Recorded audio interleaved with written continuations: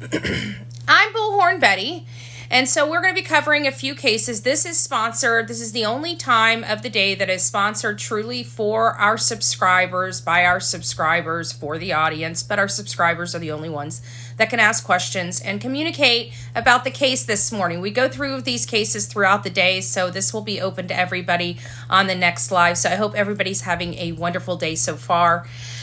Before we get started on Sebastian Rogers, which I know a lot of people are always here to discuss Sebastian Rogers, I just want to take a few minutes to go over a couple of other cases, including the Idaho 4 and Brian Kohberger. I'm sure you guys recognize Brian Kohberger. Brian Kohberger is accused of doing the absolute unthinkable. He's accused of breaking into an off-campus home on the outskirts of the University of Idaho and unaliving 4 beautiful souls: Kaylee Gonzalez, Maddie Mogan, Ethan Chapin, and Xana Kernodle, for no other reason than to unalive them.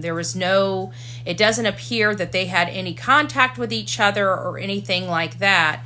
And so, long story short, is there's some information coming out about the alibi. Many people understand that in the court proceedings, such as this, they're required to produce an alibi, the defense is, and they basically said that he was driving around and looking at the stars and looking at the moon. And of course, Jennifer Coffindaffer was talking about how ridiculous the alibi is, and going on to say that after the prosecution concurred that Brian was driving around, this is why the defense had to go with this alibi. It's irrefutable because Brian Kohberger was driving around. They've seen him on video. They have him on tape. They have him on traffic cameras all around. And they know the fact that he turned his phone off during the time that these beautiful souls were unalived. And again, Kaylee Gonzalez, Xana Kernodle, Maddie Mogan, and Ethan Chapin all lost their life November 13th, 2023. Chronicles of Olivia and I had an opportunity to go out there and really review the case in a very personal, and we actually had an opportunity to interview the Gonzalez, which was very sad. It was hard to do, I can tell you that. One of our other lives about 2 or 3 days ago, we were talking about the Gilgo 4. This is the serial killer out of Gilgo Beach. His name's Rex Heuermann. He's been accused of unaliving 4 women.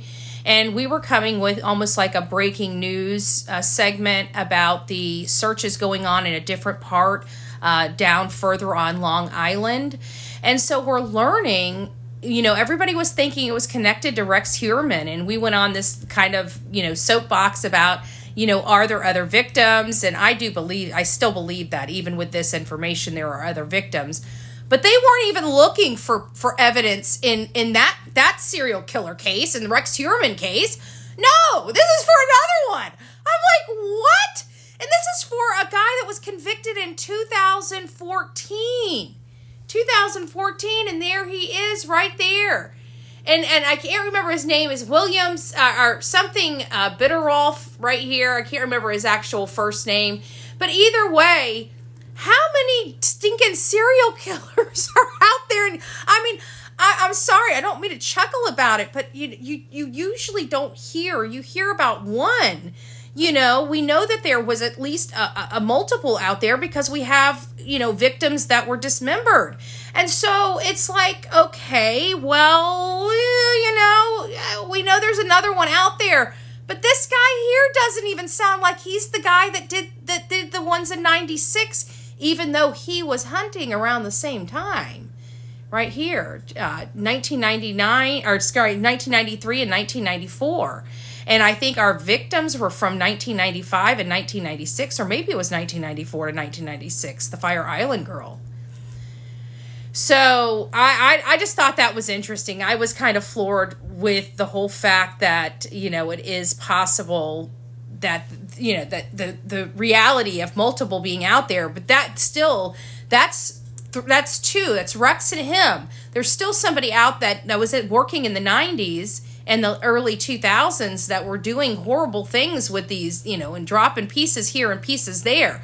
And so this is kind of the map where everything is. It's nuts.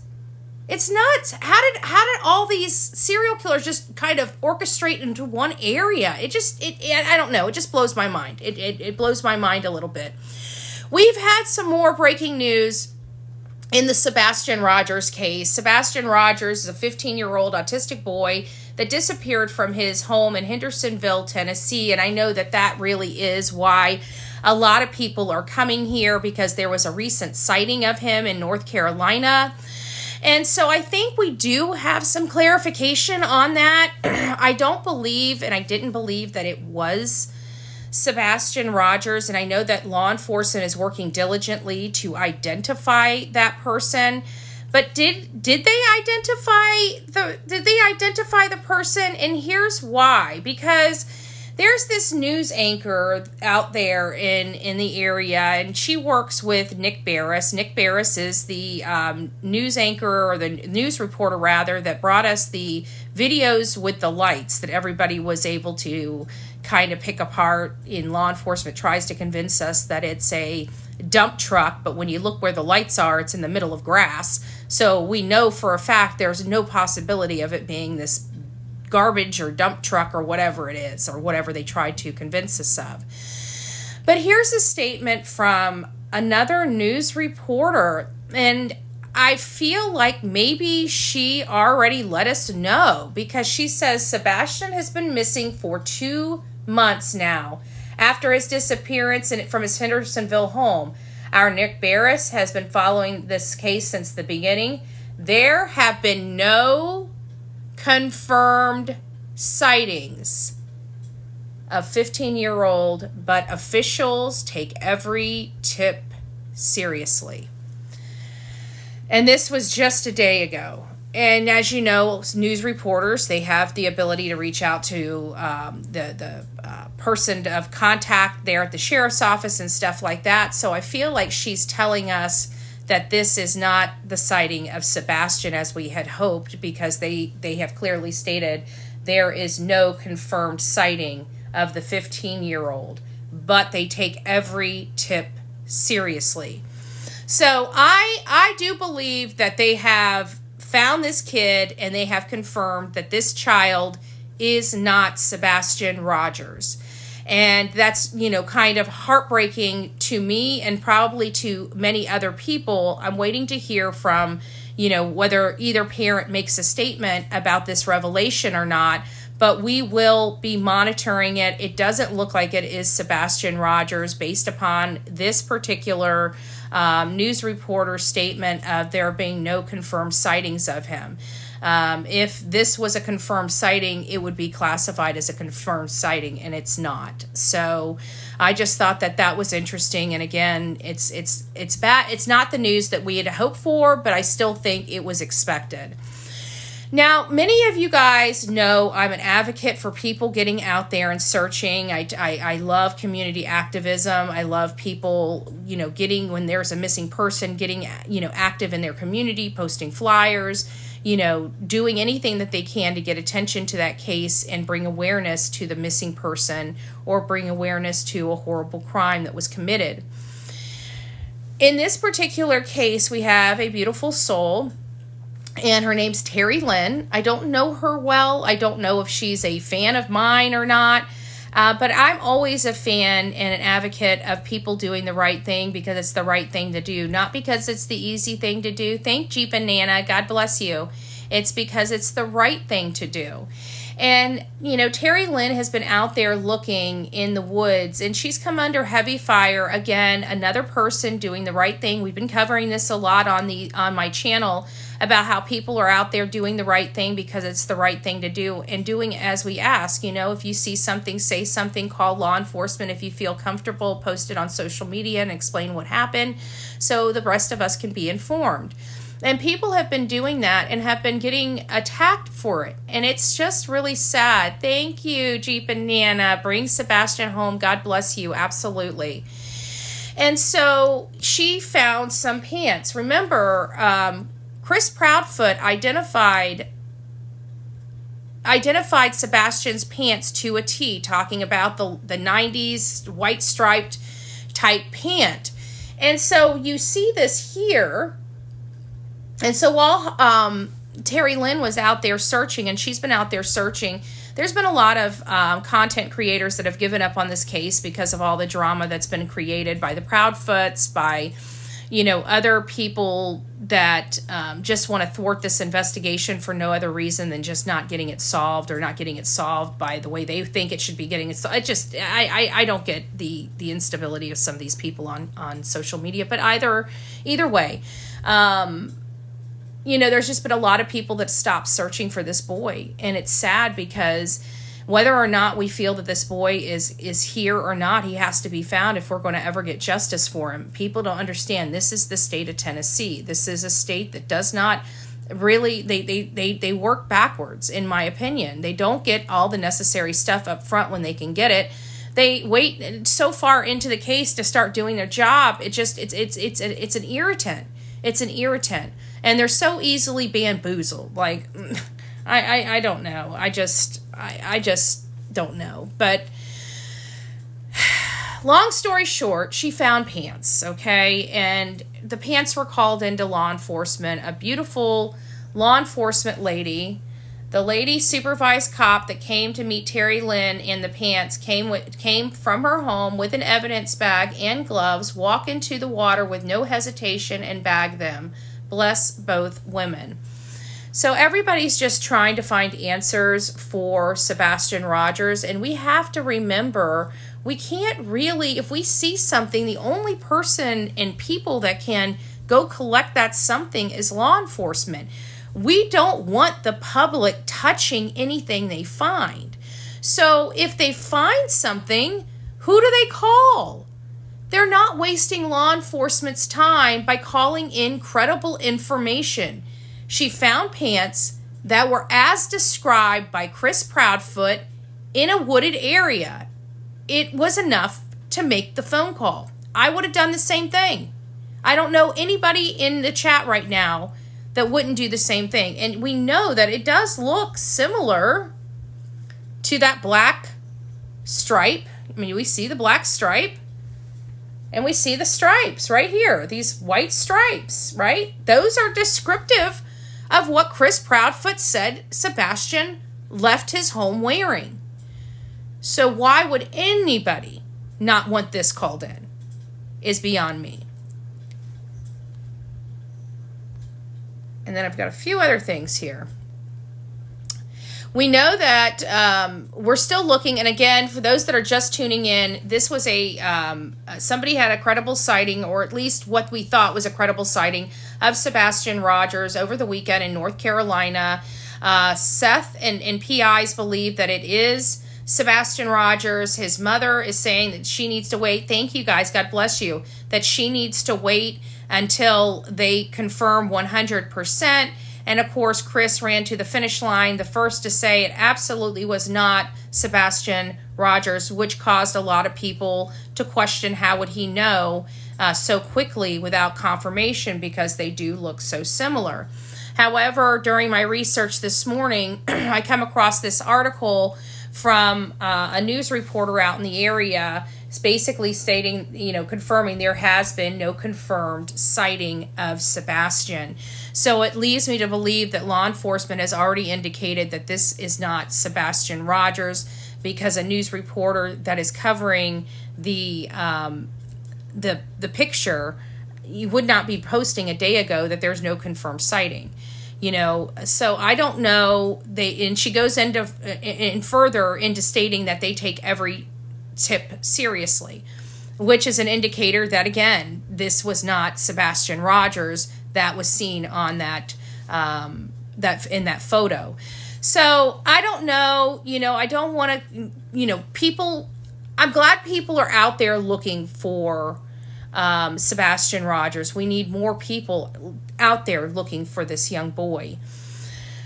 There was a lot of reasons I didn't think that it was Sebastian Rogers, from physical features to just my opinion on what happened to him makes it hard for him to be in North Carolina when I think something nefarious happened, period, right?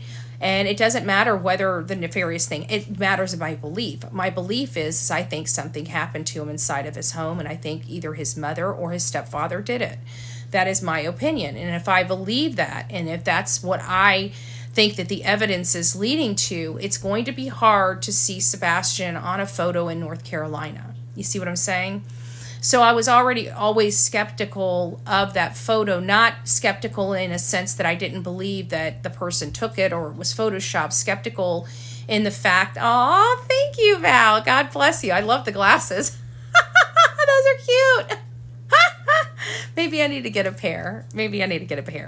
But skeptical, I believe that the lady did see and did take that photo. I never really questioned it. So there's just something about, you can kind of, I don't know. There's some creative people that you can't even tell when they Photoshop something. It's just that good. But for whatever reason, the way this lady was talking and how she was providing, thank you, Cajun Mama, and how she was providing, the metadata and stuff like really trying to prove that, I was here, and, she seemed authentic to me. So it wasn't skeptical like I thought she was uploading, bunk images and stuff like that, but skeptical in the fact that I really truly believe that something happened to Sebastian, and I don't think he's here. And so it's really hard for me to believe that he can be on a photo in North Carolina.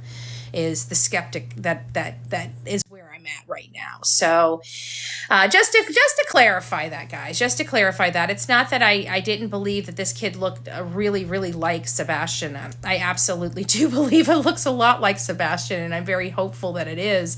And still, even as I'm saying that I don't believe it's him, like I still, like in the back of my mind, hoping and rooting, I wish I'm wrong, I hope it is him. I hope this story comes to an end and it has a happy ending, or a happier ending. We don't know what happened to him or anything like that, but at least he has an opportunity to move on with his life. And so I'm really kind of in the back here rooting against myself because I truly want him to come home safely, but just my mind won't let me believe it's him, because his mom and dad and his stepfather's behavior is so wild that it's hard not to think that they're acting in this weird behavior because of guilty knowledge. I mean, they've run away from home. They've been very combative. They've been in a defensive role versus, like we saw Brandy Neal go through hell and back, and, she never got defensive. She just wanted whoever,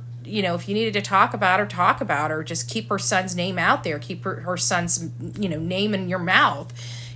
She was heartbroken over it, but she wasn't attacking people, when she had better things to do. She was trying to find her son and any information leading to the whereabouts of her son. And so it's just, I don't know. It's hard. It's hard to watch these parents do absolutely nothing while coming here and literally lying in our face and saying they're doing absolutely everything they can do.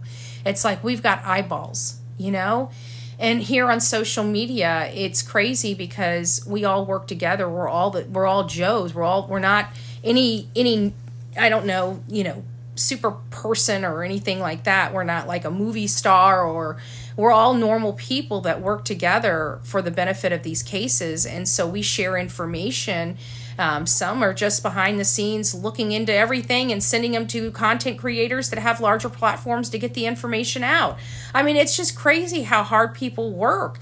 There's people here that are putting together timelines and organizing information and posting that labor intensive work on social media to help other people. I mean, it's amazing. I don't know how to explain it other than it's really amazing. Seeing people come together and Terry Lynn being out there and really working, she's taking her audience for the tour, of her search and her journey through this process and her journey searching for Sebastian Rogers. But it's also those videos that are giving her the financial ability to be out there in those woods all day long. So you've got to look at it, you got to look at the lens on both sides. You know, we got to have people out there. People can't just, you gotta break even, is all I'm saying. You know, there's a lot of controversy on that, and like everybody's screaming at this lady that she's doing all this for clicks and views, and it's like, do people understand that you can't do this work without being able to keep the lights on and the internet on? I mean, you know, the bill collector doesn't care that we're out there in the woods searching for a missing person, so there's got to be a balance in there. And so Terry Lynn was out there. She found this stuff. People came down on her yet again, which I think is disgusting. And I'm just very appreciative that she's out there, guys. And you know what? I know my audience is very appreciative. So just remember, when you see somebody out there doing something, don't forget to tell them thank you. Whether you like the content creator or not, if they're doing the right thing, always tell them thank you, guys. You know, it's just, it keeps them going. It keeps them doing the right thing. It keeps them out there in the woods, you know. So I really want people searching for this young boy. He needs to be found. Otherwise, this will be a cold case, and none of us want that. So we can either start supporting people out there in the woods or complaining about them, but you can't do both. You know, you can't do both. All right, guys, I love you. God bless. Go make it a great Thursday. Guess what tomorrow is? It's TGIF. Yay! I wish they let us do videos behind me. I would have fireworks for you guys. I promise. If they let me do videos back here instead of these, I'd have fireworks. I promise I'd have fireworks for you guys. All right, guys, I love you. God bless, and I'll see you real soon.